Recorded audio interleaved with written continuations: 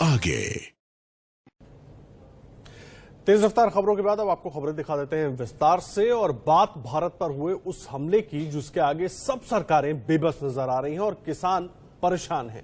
टिड्डी दुनिया की वो समस्या है जिसका दशकों बाद भी कोई समाधान नहीं निकल पाया है। उसे दुनिया का सबसे विनाशकारी कीट माना जाता है। इसलिए अभी आशंका है कि टिड्डियों के इस हमले से भूखमरी पैदा हो सकती है जिससे करोड़ों लोग प्रभावित होंगे।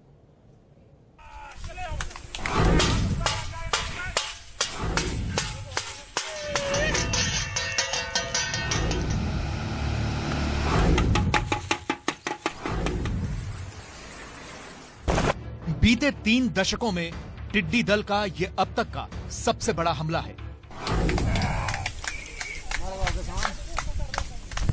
पत्ता खा गए पूरे। ये दल अभी तक 50,000 हेक्टेयर कृषि भूमि को बर्बाद कर चुके हैं।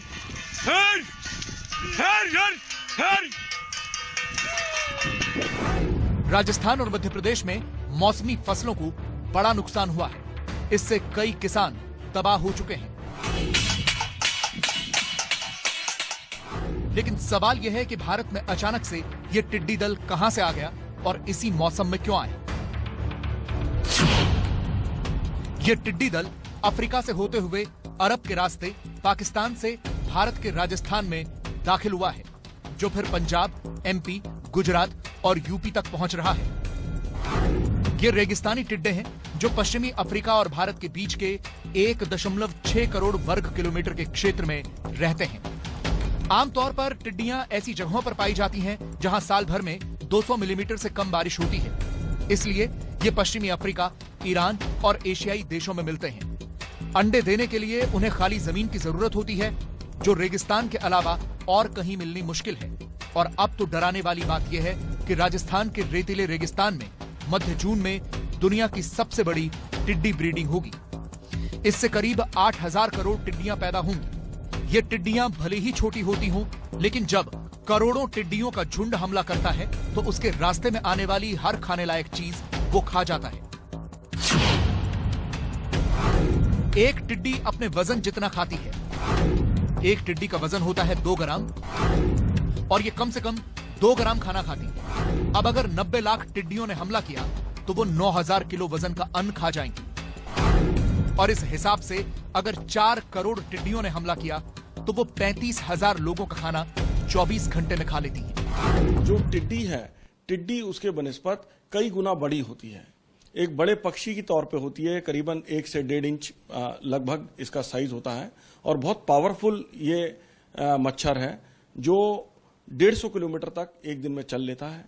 और टिड्डी, जो मादा टिड्डी होती है, वो सैकड़ों अंडे देती है। जहां भी बैठते हैं ये लोग, पूरा ग्रीन फसल, चाहे वो पेड़ हैं, चाहे वो जंगल में बैठे हैं, चाहे किसी क्रॉप पे बैठे हैं, उसको सफाचट कर जाते हैं।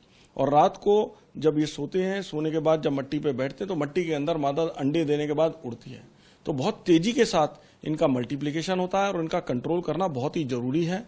जब इनका झुंड आसमान में उड़ता है तो एक तरीके से आप बोल सकते हैं अंधेरी जैसी छा जाती है। इतनी बड़ी तादाद में ये लोग हो सकते हैं। टिड्डियों पर सोशल मीडिया पर एक वीडियो भी वायरल हो रहा है जिसमें जिंदा टिड्डियां एक थैले में बंद हैं, जैसे कोई सब्जी होती है, और उन्हें बेचा जा रहा है।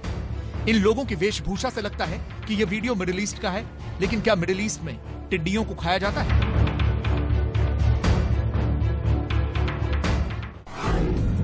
हमें पता चला कि टिड्डियों को हलाल माना जाता है। रेगिस्तानी टिड्डियों को खाने का चलन सऊदी अरब से शुरू हुआ था और वहां ये अभी भी खाई जाती हैं। यमन में तो ये रमजान में भी खाई जाती हैं। सऊदी अरब, मिस्र और मोरक्को में टिड्डियां बेची और खाई जाती हैं। टिड्डियों को भले ही इंसान खाते हों, लेकिन अभी तो फिलहाल ये टिड्डियां इंसानों की फसलों को खा रही हैं। टिड्डी दलों की वजह से कृषि उत्पादन में कमी आ सकती है। इससे बहुत बड़ा खाद्य संकट पैदा हो सकता है और संयुक्त राष्ट्र के मुताबिक इन टिड्डियों के हमले से भविष्य में करोड़ों लोग प्रभावित हो सकते हैं। भारत में टिड्डी दल का कब हमला हुआ और अभी उनकी स्थिति क्या है, ये आपको समझाते हैं ग्राफिक्स के जरिए। 1 मई को राजस्थान के जैसलमेर, बाड़मेर, जोधपुर, फलौदी, नागौर, गंगानगर में दिखा टिड्डियों का ये दल और राजस्थान के 18 जिले टिड्डी दल के हमले से सबसे ज्यादा प्रभावित हैं। अभी टिड्डी दल देश के 7 राज्य राजस्थान, गुजरात, महाराष्ट्र, मध्य प्रदेश, हरियाणा, आंध्र प्रदेश और उत्तर प्रदेश के सीमावर्ती इलाकों में सक्रिय है और लगातार इन टिड्डी दलों की वजह से किसान परेशान हैं। उनकी कोशिश है कि किसी तरह इन टिड्डियों को भगाया जाए, लेकिन फिलहाल कामयाबी मिलती नजर नहीं आ रही है। हालांकि कोशिशें की जा रही हैं तमाम जगहों पर। किसान अपने अपने तरीकों से, पारंपरिक तरीकों से कोशिश कर रहे हैं कि इन टिड्डियों को खेतों से दूर रखा जाए। टिड्डियों का दल 150 किलोमीटर की रफ्तार से लगातार आगे बढ़ रहा है। राजस्थान, मध्य प्रदेश, पंजाब और हरियाणा के बाद अब राजधानी दिल्ली पर भी टिड्डी अटैक का खतरा मंडरा रहा है। आखिर इन टिड्डियों के हमले से कितना बड़ा खतरा है और इनसे बचाव के क्या कुछ उपाय हैं, वो आपको दिखाते हैं। 26 साल बाद भारत में टिड्डी दल का यह सबसे बड़ा हमला है। टिड्डी दल भारत में 1,25,000 एकड़ की फसल बर्बाद कर चुका है। 11 अप्रैल को भारत पाकिस्तान की सीमा पर दिखा टिड्डी दल पाकिस्तान के रास्ते भारत में दाखिल हो चुका है। अभी टिड्डी दल देश के 7 राज्य राजस्थान, गुजरात, महाराष्ट्र, मध्य प्रदेश, हरियाणा, आंध्र प्रदेश और उत्तर प्रदेश के सीमावर्ती इलाकों में सक्रिय है।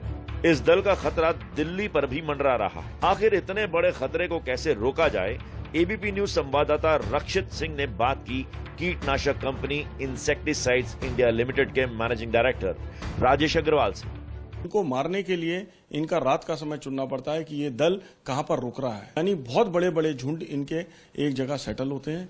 उनको जब रात को ये सो जाते हैं कहीं पर, जब आसरा ले लेते हैं पेड़ों के ऊपर, तब इनको मारना पड़ता है बूम स्प्रेयर से दवा डाल के। खुशी की बात यह है, जो दूसरी बात मैं कहना चाहता हूं, कि हमारे पास सॉल्यूशंस अवेलेबल हैं।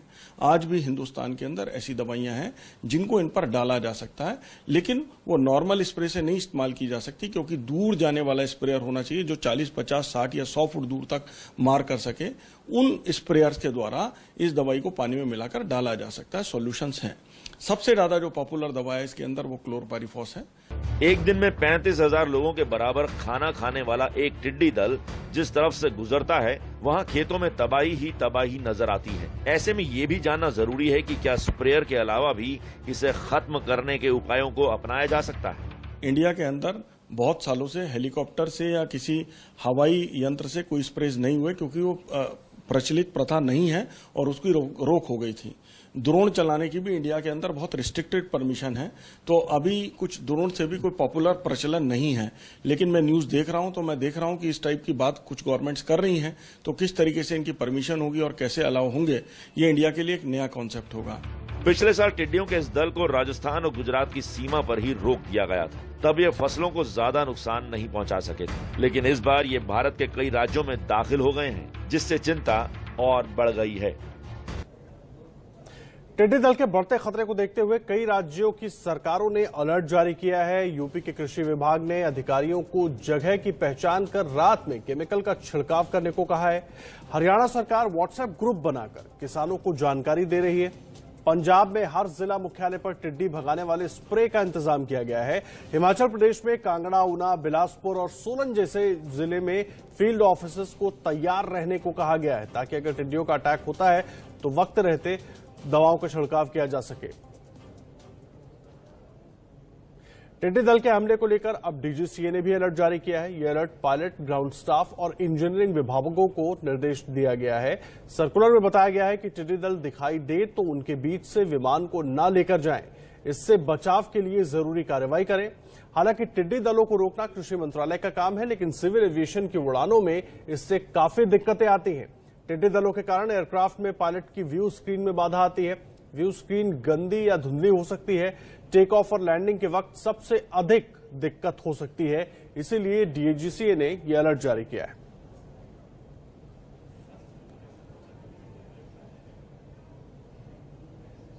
और फिलहाल रुकेंगे एक छोटे से ब्रेक के लिए। आप बने रहिए एबीपी न्यूज पर, खबरें लगातार जारी हैं। एबीपी न्यूज आपको रखे आगे।